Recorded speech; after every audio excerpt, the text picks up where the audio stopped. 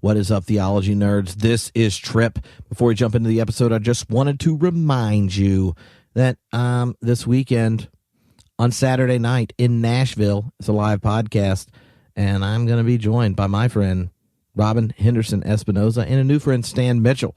Then that Sunday, I'm preaching at Grace Point Church in Nashville, so you should come see me. And if you're not going to be in Nashville, you should come to Cosmic Campfire February 1st and 2nd in the most wonderful, spectacular city of Chapel Hill, North Carolina. And if that's not good enough for you, at the end of February, I'm going to be in Atlanta. Come see me. Let me know you're coming. That way, if things work out, we can hang out before or after. Okay? Now, to the actual intro I already recorded. What is up, theology nerds? This is Trip.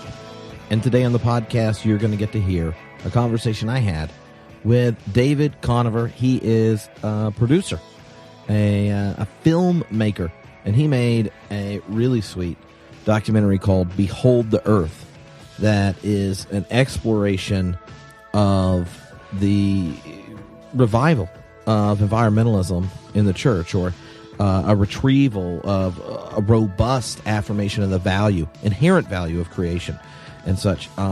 He is, David, that is, has been working on this film for over 12 years. It includes interviews with scientists, with Christian ecological activists. But actually, the main character of the film itself is creation. Beautiful cinematography, amazing music, which you'll hear a sample of it as we go into the interview, and then after it, I'll play the whole tune for you. But it's a wonderful movie. There's tons of resources he'll tell you about in the movie, in the episode about the movie, if you want to, watch it with a group, discuss and things.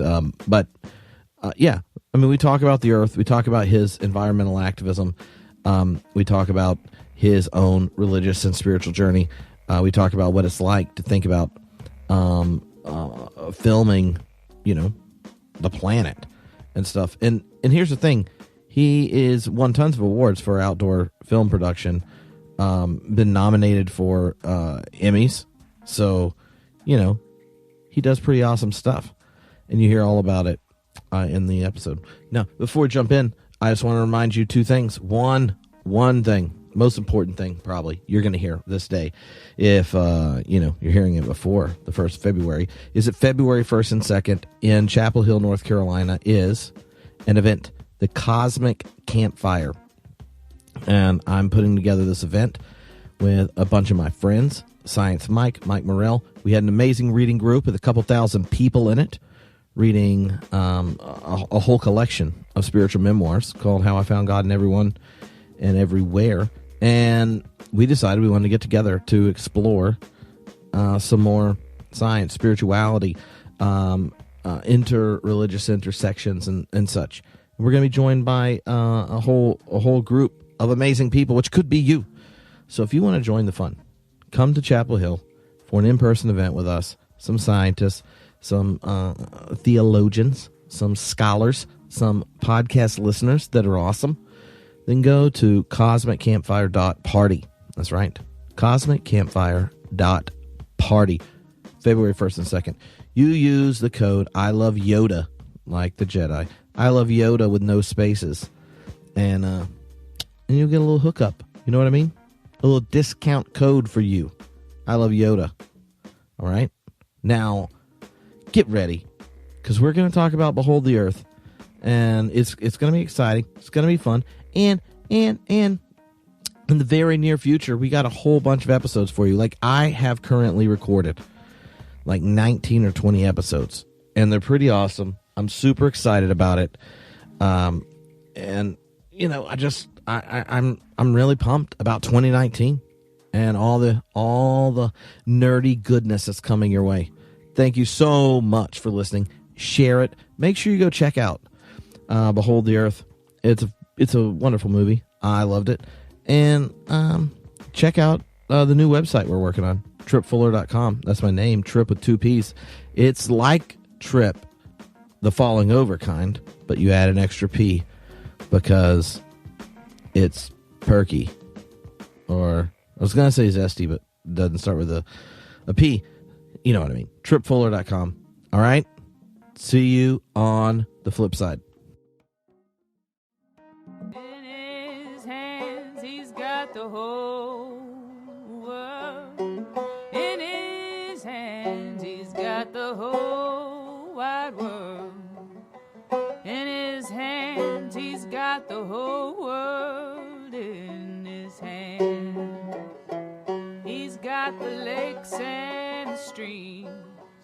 In his hands, he's got the lakes and the streams. In his hands, he's got the lakes and the streams. In his hands, he's got the whole world in his hands. So, homebrewed Christianity listeners, that's David. David made a movie called Behold the Earth, and it is a documentary unlike normal documentaries because the main featured actor is creation, beautifully put, and music that packs it out. And he found an endangered species. David found the endangered species of environmentalist evangelicals in this film. They're documented. There's multiple ones, and they might even be growing. So which was the one when you're starting to make Behold the Earth, the news in it? The endangered species of environmentalist evangelicals, that creation itself is the main character, or that you got one of the coolest soundtracks any documentary has, so people would actually go choose to purchase the music and not just Creative Common things you found on the internet. Yeah, I'm a filmmaker, so I'm pretty visual person first and foremost, and I've done a lot of film making outdoors, and I have had this feeling about as deep as it can get inside me about what I see out there, and being in amazing landscapes all across this country and beyond. So it kind of started definitely with that, and that was my orientation. But I also, when you're in the midst of that and you see changes happening, I just reached a point where I thought, we need a reset of our responsibility as stewards for this. I look around and I see, who's doing what, and I was really interested in how this reset was playing itself out within Christianity. And I looked and started reading more, and I came across Cal DeWitt. And he just spoke about things that just resonated with me so strongly. And I was really curious. I mean, but also, I was interested in why more Christians weren't as engaged as Cal was. And I was interested in those that were working with him. And I think you're right. I mean, there is a quality of endangered species to that work. But I think it's, there are some endangered species that have come back pretty strong. Mm-hmm. And I think there was a time when this was not an endangered species, according to what, some of the people I talked with in this film, like Ben Lowe, who founded, Young Evangelicals for Climate Action. So I took my time to kind of talk with these folks. I mean, it'd be interesting to chat with Cal today. We've corresponded over the years, but our conversation was literally about a decade ago.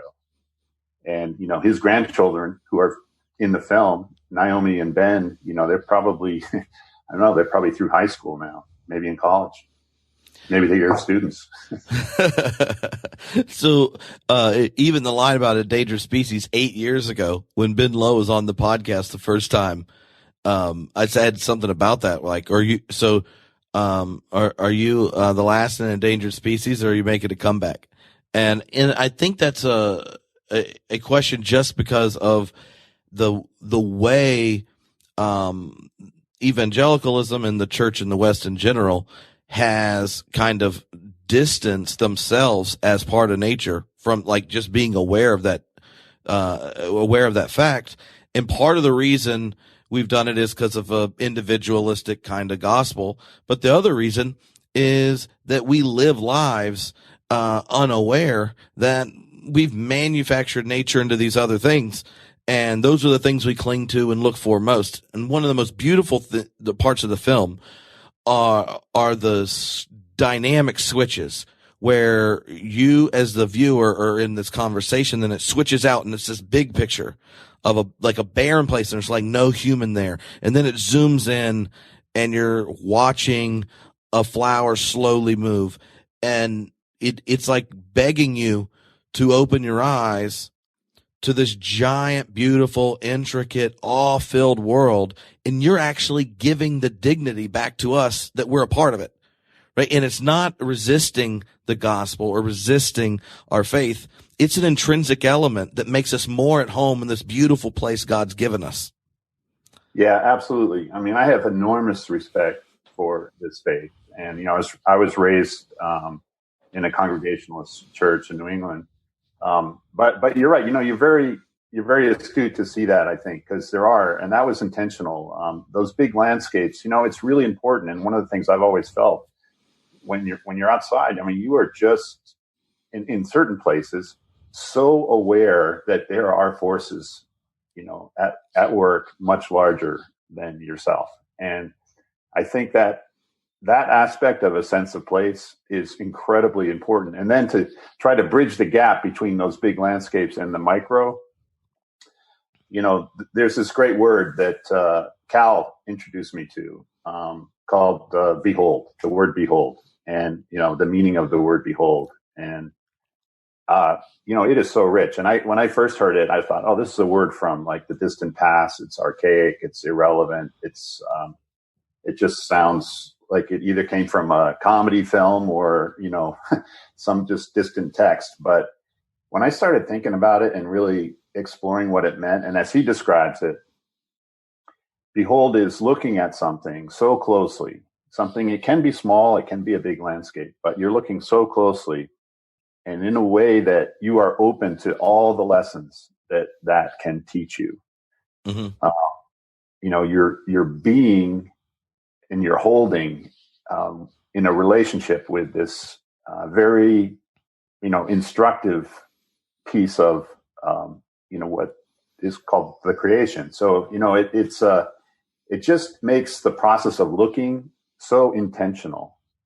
And as a filmmaker, and just as a person, you know, that to me is what it means in a big way to live right. So I don't know if this was intentional or not, but I had moments in the film that like echo back to those moments when you're in nature. Like, let's say you're going hiking for the weekend or whatever.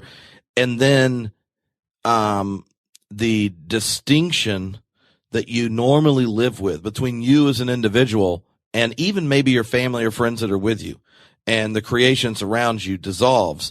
And you realize that you're all part of this big, I made this and it's very good statement from God at the end of creation.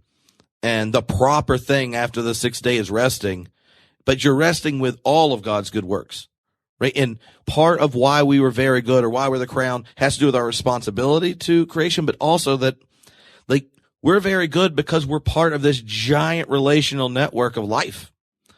And sometimes we don't understand the very of our goodness until we're connected to it. And I've had those moments when I realized I didn't realize I was missing this connection until it's there. And I feel like for people that are so shaped by the distancing power of technology, modern life, and that kind of thing, it's kind of like we have to go through the days of creation in reverse, right? Where we break through and give ourselves our own humanity back, and then the people around us, and then the living things that are most near us, all the way to sitting in a world that has day and night, you know? And when you get there, that whole act of beholding is, you know, corresponds to like God's act of actually, you know, beholding us. And until you if you've never had that experience, it's one of those you only understand until you have it, like falling in love or whatever. But I didn't realize how long it had been since I had one until I was watching the film late at night because Andy sent it to me. He's like, you got to check this out. I think you'll like it. And you start it and you're like, man, the music's cool. Oh, I love that.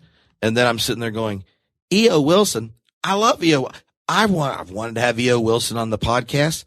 And then anyway, so to me, there's this power in this film that like reminded me, even though intellectually I would have been like, I love what you're doing, David, of those experiences where your own identity sets back in the beauty and goodness of creation. Well, there is a way that it can speak. I mean, in that engagement of beholding, I think, I mean, as you're describing, I'm thinking, in a way, it's like an amplifier. There is, and there is a sense of being also watched.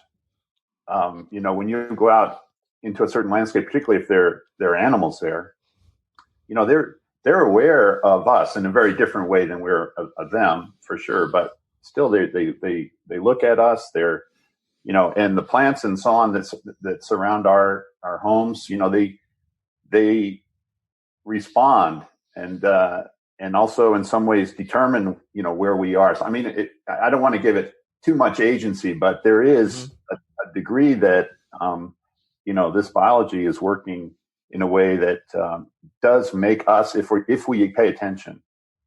And paying attention, I mean, the key thing here, and this is where the music, I think, is really important, and we have, about a third of this film is music. It's, 20 minutes of the 60 minutes is music. And it's music that is very unlike what you see in most films because it includes lyrics. And, these are tunes like a redo of Amazing Grace. Rhiannon Giddens redoes He's Got the Whole World in His Hands. 10,000 Charms, which is a beautiful old hymn of praise. Mm-hmm.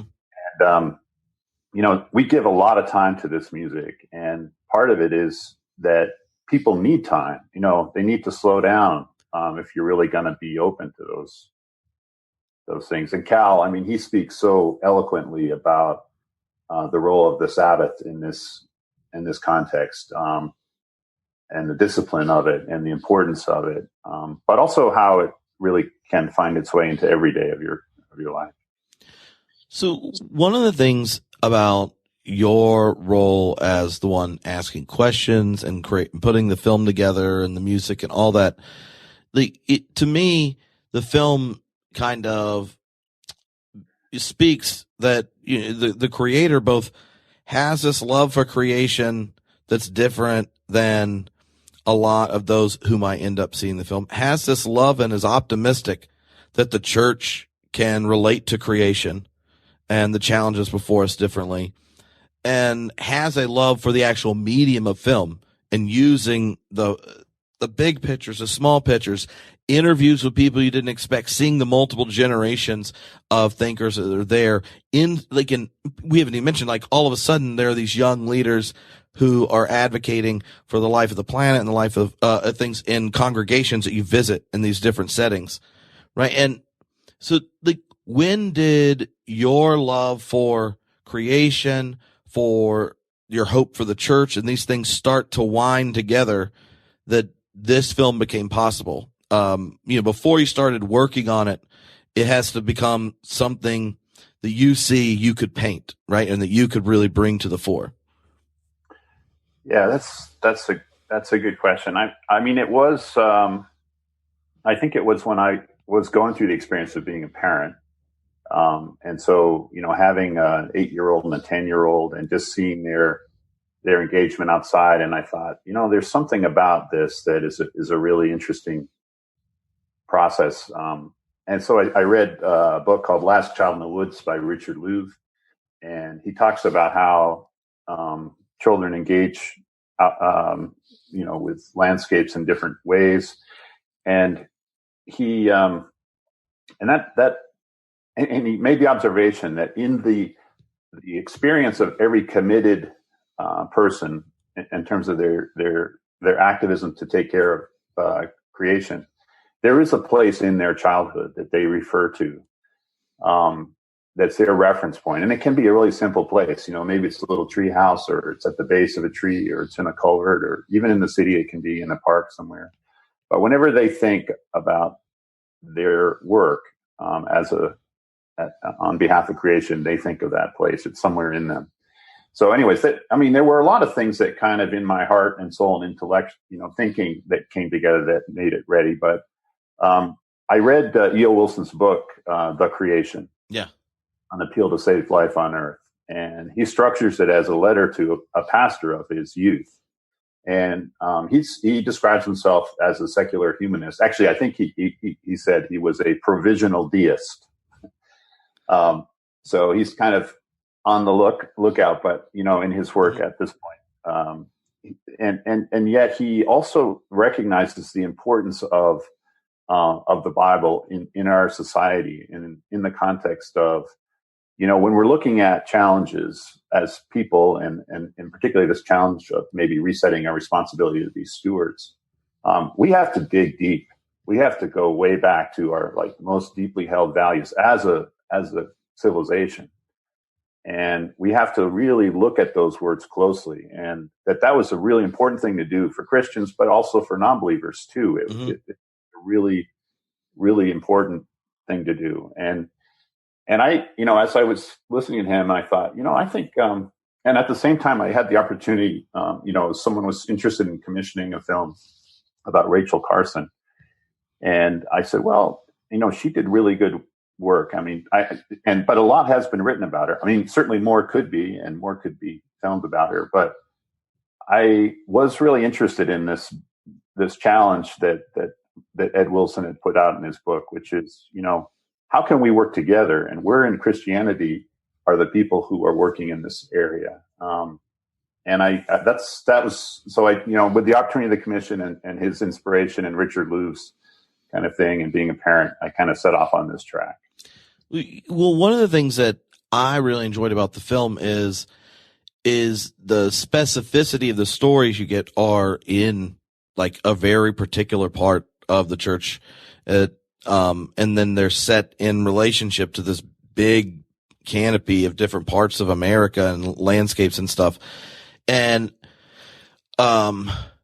it had a similar attentiveness to a tribe that's not your own, right? You're not an evangelical Christian, and yet you're finding beauty and hope in places that many people that aren't would kind of be the last place they look for, helping us reset with creation. And the similar, when Ira Glass was on the podcast and looking at, I asked him, for a Jewish atheist, why are you so fascinated with American religious people? And it's well, I think too often, if you don't get to know a group, you don't realize there's potential and hope and beautiful things there. And you might not agree on this particular thing, but someone needs to learn to tell their stories better so they actually feel heard and a part of the larger culture. Right? Yeah, and so this, sure. One of the things I think you do in the film is be a genuinely loving listener to show evangelicals who might resist this as a topic or a focus that no, I actually got to know your tribe well enough that you're going to be impressed on what y'all are already doing. Right? Yeah, absolutely. Absolutely. And the thing is, there's plenty of people resisting that kind of engagement and resisting that kind of responsibility, believers and non-believers. So I didn't come into it with that headset of, oh, this is I've learned a lot along the way, a huge amount, but I always felt like it was possible. And I was very open to it, but it really was just, the proof of it was the people I met. They, Cal DeWitt, Ben Lowe, Corina Newsome, Katharine Hayhoe. These were people that really, they just live this in a way, and it's just such a part of their faith. I had total respect for it. I just felt like, the 2 days that I spent with Cal DeWitt were hugely impactful for me. So what's that place you think of when you talk about nature seizing you, and that most people have this moment or this place back in their childhood. Because when you said that, it wasn't even like I had to pause. It was like a very specific place where our family had picnics that you had to know how to get to the picnic area by a creek. And it is middle of North Carolina, few big, large oak trees, and then lots of ginormous pines. Right? And I know what it smells like depending on the season. I know what it's like to get in that creek and look for crawfish. I know, like, all that whole thing is there. And like, even in intense contemplative experiences, like when I got ones that make me feel uncomfortable as a liberal Protestant, like I had a crazy, like, contemplative experience where I thought I was sitting in Jesus' lap in that creek. And then I'm telling myself, like, I know this is some weird thing going on in my brain. This can't be true right now. And Jesus is like, what's your problem? This is the place you're most at home in my world. So why can't you be home with me? And like, you have this like crazy experience. Or then any other time it happens and I'm out, like if I'm away from my home ecosystem where that is, like I feel missing, even though I had these beautiful experiences when I live in California in nature and I sought them out. But the first time I'm at home and walk in those very same woods again and go to that same creek, it's like, hey, hi Trip, where have you been? And like when you said that, I thought, man, what would it be like if that set the stage for our conversations about our lifestyle choices, about what we're advocating for when it goes to political policies that shape the life of the earth? Like, what if we were going, let's make a decision that your grandkids could go to that place and go, Granddad cried here for no reason other than this was his woods, Yeah. No, I know. And there is that kind of intergenerationality to those places. I mean, for me, it was just this ledge that kind of popped through the grass, and it was near where I used to wait for the bus with my sister, the school bus. And it was pretty. We got in the habit of getting up real early to go to school because we had to bike, like about a mile. It was a real rural area out in Western Massachusetts and up on the mountain, and so we had to bike, and it was uphill first, and then across this, what we called the flats, and then downhill, and then we'd hide our bikes in the woods and wait for the bus. And then finally the bus started coming closer to us, but we still left early to go out. And I'd go and sit by this rock, and it and part of it was just going to the same place, I think, every morning. But I remember the acorns, rolling them up and down the rock, and just putting my hands on sitting it, feeling the rock, and the places where I could imagine it at a different scale. Like it was only about this big. It's probably even smaller as me as a kid, but it felt like when I looked at it, I could imagine this was a canyon going through these huge mountain ranges, and what would it be like to fly down through? And, it just kind of engaged me. But, in the structure of the film, it was real deliberate to ask each person, where was the place in their life? Mm-hmm. Cal talked about creatures, because for him, it's really in the living biology. Ed Wilson talked about going through Rock Creek Park as a kid, looking, getting down on his hands and knees, and a particular trail there. And Theo Colborn talked about, this creek and going outside. She had a crow that her brother gave her named Billy. And, everyone had their own little reference point. Yeah, it's powerful. So when you're how do you think of the act of like framing shots and that type of thing when creation's not the background but the foreground as a filmmaker? Well,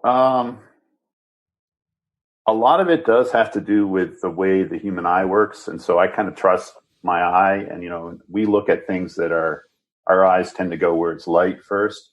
So we're in the frame, where's the light area? That's very important. A lot of it is about light, really, the framing of light. And then the other thing is movement. We're kind of ready to follow whatever it is that moves through a given rectangle, and so it's lightness, it's frame. When I'm talking with people, the human face, it's its own landscape in a way. It's so expressive, and as people, we tend to look at other people's eyes first. So there's lighting issues there, and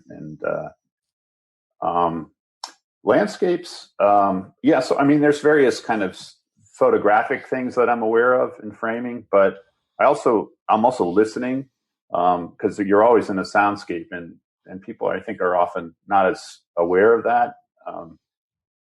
The composer John Cage, maybe you're familiar with this, he thought that before he could compose even a note of music, he had to understand what silence was. And he went on a quest to find, like absolute pure silence. And he went in the woods and I don't know, there was sound of trees, there was sound of wind, and, he could hear things. He went out into the desert and still the same. You could hear a distant plane or something. So finally went into a float tank, and he shut the door, and they told him, you're not going to hear anything in here. This is total sensory deprivation. And he said the sound of his own heart was like a booming timpani. And, I think audio is so key. And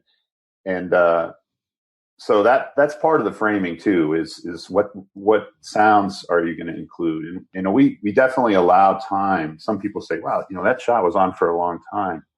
And it is, you're thinking, and then you start looking because you have the time to look. Yeah. And there's no editor saying, let's jump to the next shot. You really have time to look and to listen. No, I think it definitely did it. And once you came back to those kind of pause and resets in viewing, it's like you're slowly setting down into the pace of the film and what it's asking you to do.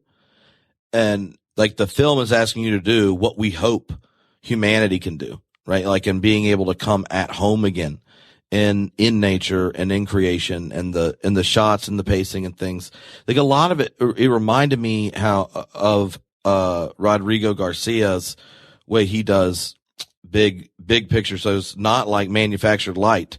And so it's like sitting there to find the moments where the actual sound when it's being recorded and the actual light when it's being filmed make a landscape without your main characters on it a character in your film, right? Yeah, and exactly.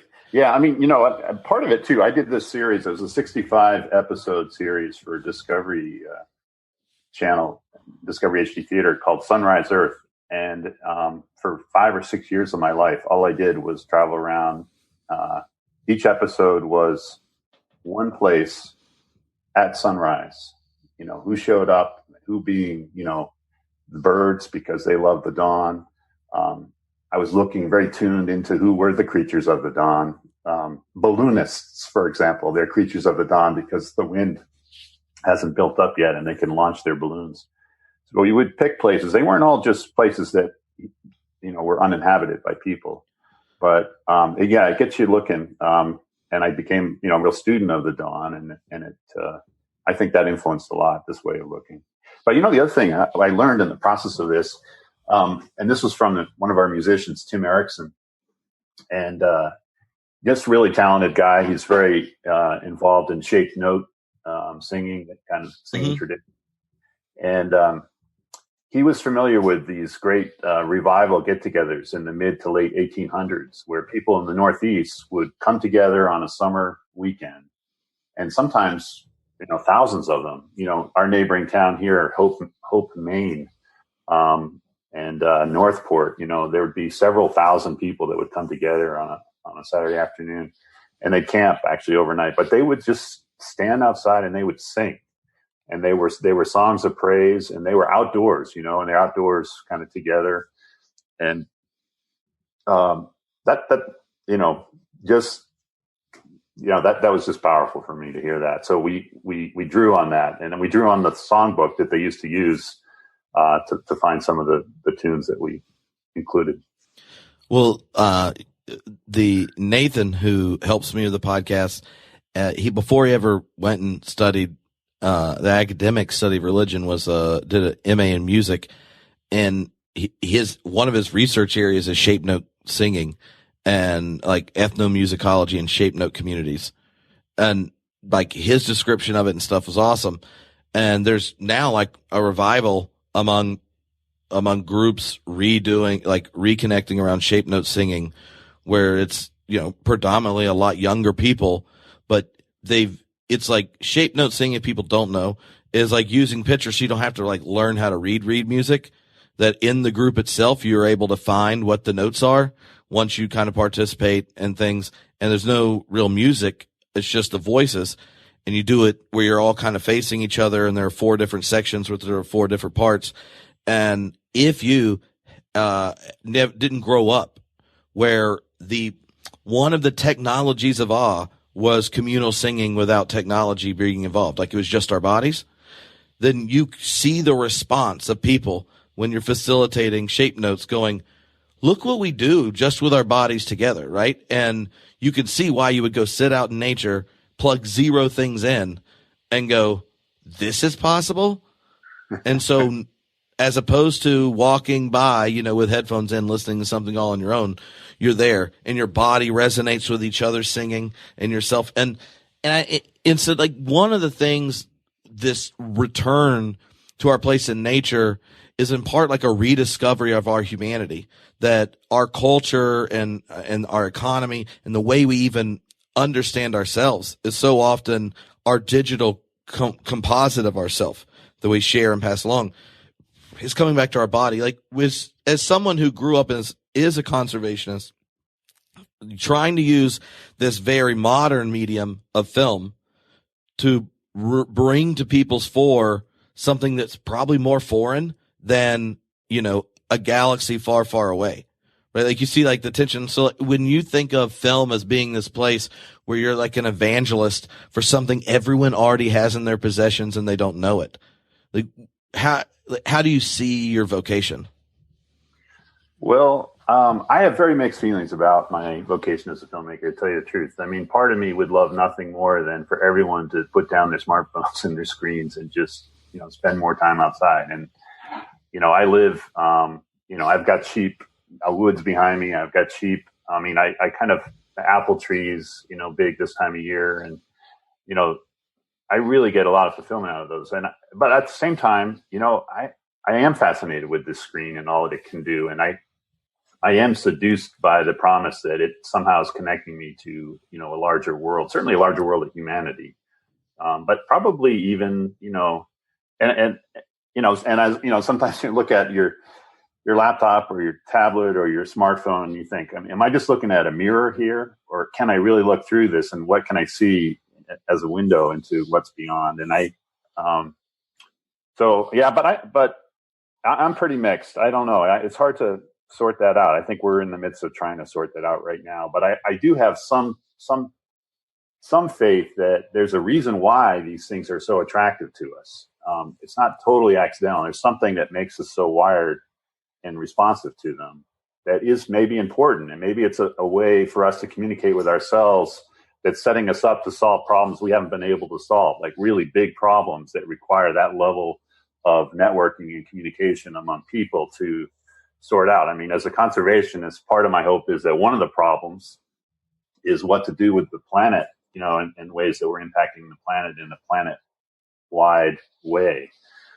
So maybe there's a connection there that will give us a new capacity. It's a tricky one. It's tough. And how do kids respond to technology? There is this fact that people look at their smartphones, people who have smartphones, look at them 80 times a day on average. I mentioned that to my wife. She said, that's probably low. And yet I'm thinking 80 times, that's 80 times you look away from something else. And how much do we want to get invested in the idea that everything that's really important is happening in this little rectangle? Mm-hmm. No, I think one of the challenges that we need to do is to not let that decision be made arbitrarily, right? Like, it's not like we've had lots of conversations as a species to go, do we want to give all of humanity access to each other, but the means by which we connect, namely Google and Facebook, we give away for free, and it's funded by a third party who namely wants to cultivate our attention for their economic means. And so it's not like it's a benign object we're picking up, and humans give their attention to threats before beauty and stuff. So like a lot of us haven't asked the question of even what we're doing with it. Because as a parent, when I'm not with my children if I'm getting a text from them or a picture from them or a call from them, I'm very happy to have my life interrupted to connect with them. If it's to find out someone didn't like something I said on the internet and that interrupts something, then you're like, no. And then, but we haven't asked, how are these technologies forming us? And then what is it pulling us away from? And one of the things I think the film does is like, it's actually like pulling us away from the materiality of ourselves as part of creation. And that's something that has consequences. And one of the things I think people might want to know about the film is it's not just like you can go, buy the film and watch it. Y'all have created a whole bunch of different resources for, to use it for discussion guides. If you show the film, people want to get together, talk about it, all the way to providing materials to help people, host a screening in their home with friends, to in their congregation, to with their conservationist group and that thing. So maybe you can describe like what are the different places you, after making the film, go, I can't wait to hear what it's like when people watch it in this situation. Because you clearly put effort and energy into giving the resources and helping people be the one that takes the leap to host a screening and engage it. Yeah, well, it's kind of on that same area of intentionality with the digital media around us. I mean, from a production point of view, there is a whole series of hoops you have to go through to get a film made. The funding, the crew, the music, the editors, the editing equipment, all that kind of stuff. And a lot of filmmakers, they just go through that. And if they're on a commission or they're working for a given outlet, then they kind of just pass it off. And it goes out there among, just this glut of film and television that's being produced, every day. I was really interested in being much more intentional about where this film was shown. And I really wanted it to be, and it is now, and it's great. And there's a lot of great people working on this, but I want it to be seen in groups. I really was hoping it could be seen in schools, and particularly in churches and youth groups, where the conversation that followed wasn't just like, oh, what about that character? Or what about that plot twist? But it was a deeper conversation that could happen. So yeah, on the website, beholdtheearth.com, we do have resources. There are people that can help arrange venues, screenings, and they're really kicking into gear now, which is pretty exciting.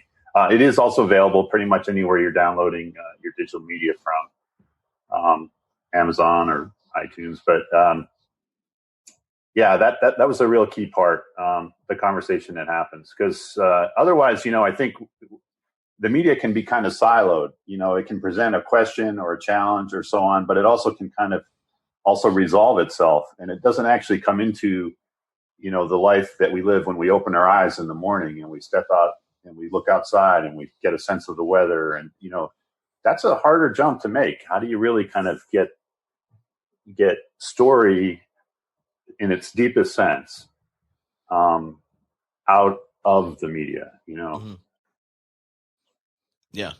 Yeah. So I've seen the film, enjoyed it. We've talked about it. Now, what about the process up to this day have I not asked you about? That's like your favorite story, insight, admonition, or the thing you left on the cutting room floor. You're like, the extended version has this, or that kind of thing. Like what do we want to know about we don't know that we want to know about yet? Well, I mean, I think it's the other thing about using that experience of creation as a reference point, certainly in the film and in the lives of the people that I talk with in the film, it's really important. But I think it's a very broad basis. It's a very open basis. And so it does really reach through all of humanity. When it comes to, different communities, if you're Black American church, or, you're out in northern Minnesota, or you're, in the Northeast, wherever, and beyond this country, I don't know, it's just a really broad base there. And I think it also, and so that's a really key thing, that broadness, and it's very open. one of the stories that Corina Newsome told me, which really for me was the epitome. She grew up in inner city Philadelphia. Mm-hmm. She was in a brick house, and she didn't have any exposure whatsoever to the outdoors. I mean, it was like a concrete jungle. But she would go outside and she'd look on the wall of her brick building, and she would see slugs, and they'd be moving really slowly. And she went out every single day to watch those slugs, and she could see the slug trails. They were kind of shiny.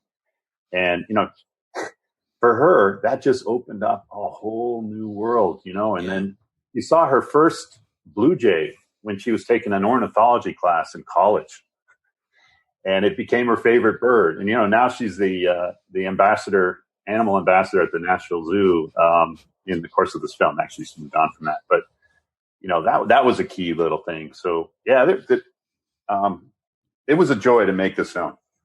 Awesome. Well, the joy definitely comes through, and I appreciate us getting to chat. I hope everyone else is able to get to watch Behold the Earth. And if you're wise as a leader that's been looking for an opportunity to facilitate conversation on hitting a reset with our relationship with nature, then definitely consider having yourself a viewing party, because film is a medium that can really invite people into a space that they didn't know they could go to. And it's always good to invite them back into the creation that they were already given. Thanks a lot, David. Yeah, thank you, Trip. Appreciate it. Awesome. That was fun. The whole world in his hands. He's got the whole wide world in his hands. He's got the whole world in his hands. He's got the lakes and the streams in his hands. He's got the lakes and the streams in his hands. He's got the lakes and the streams in his hands. He's got the whole world in his hands.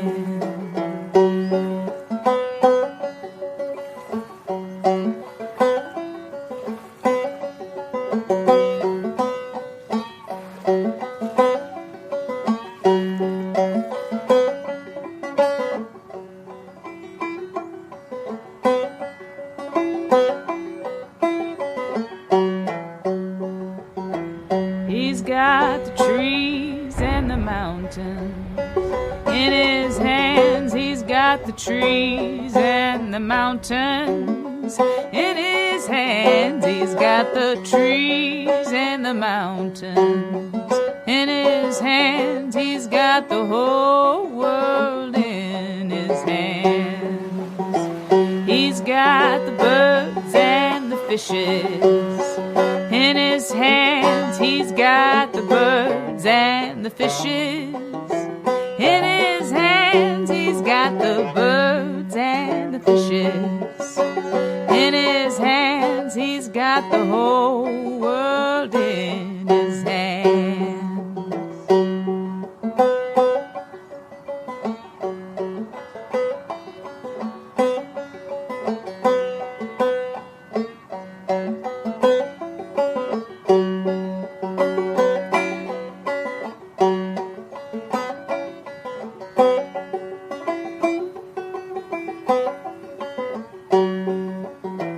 He's got you and me, brother, in his hands. He's got you and me, sister, in his hands. He's got you and me, brothers and sisters, in his hands. He's got the whole world in his hands. He's got the whole world in his hands. He's got the whole wide world in his hands. He's got the whole wide world in his hands. He's got the whole